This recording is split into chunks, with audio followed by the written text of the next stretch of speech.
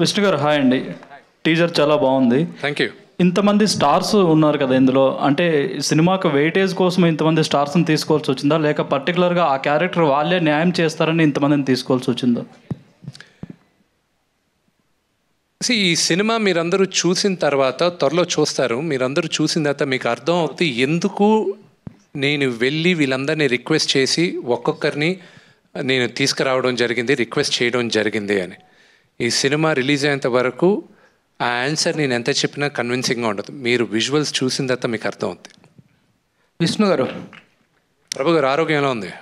Super, beautiful. Thank you.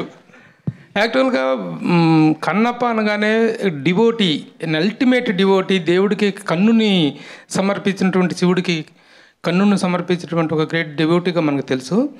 But ఇక్కడ మీరు ఇచ్చినటువంటి క్యాప్టన్లో ద బ్రేవెస్ట్ వారియర్ అన్నారు. ఆ వార్ ఆస్పెక్ట్ అనేటువంటిది చాలామందికి తెలియదు.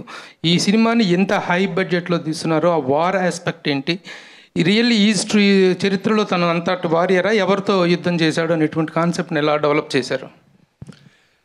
ప్రతి ఒక్కరికి పురాణాల్లో కానీ ఏదైనా సరే ఒక నాస్తికుడు శివుడు మహాభక్తుడయ్యాడు.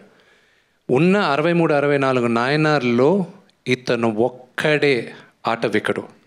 ఒక బ్రాహ్మణ్ కాకుండా శివభక్తుల్లో ఈ 64 మంది నాయనార్లో 9వ నాయనార్ మహాశివ భక్తుడు కన్నప్ప. ఓకే, అందరికీ తెలుసు. ఒక కన్నప్ప కథ వచ్చి ఇట్స్ ఓన్లీ హాఫ్ పేజ్. ఒక నాస్తికుడు దేవుడు భక్తుడయ్యాడు. దేవుడు వీడిని పరీక్షించాలని చూశాడు.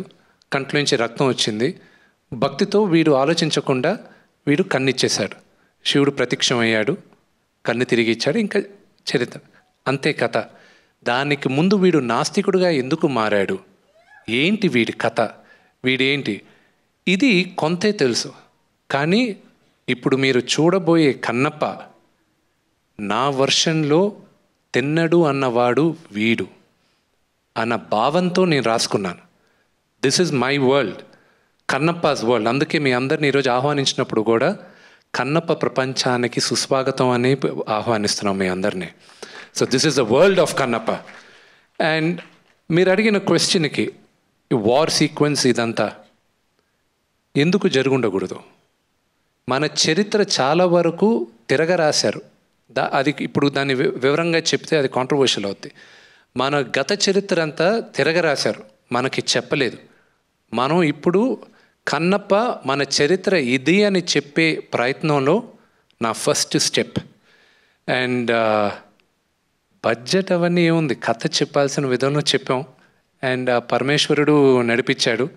మీ అందరికీ నచ్చుతుందని ఆశిస్తున్నాం.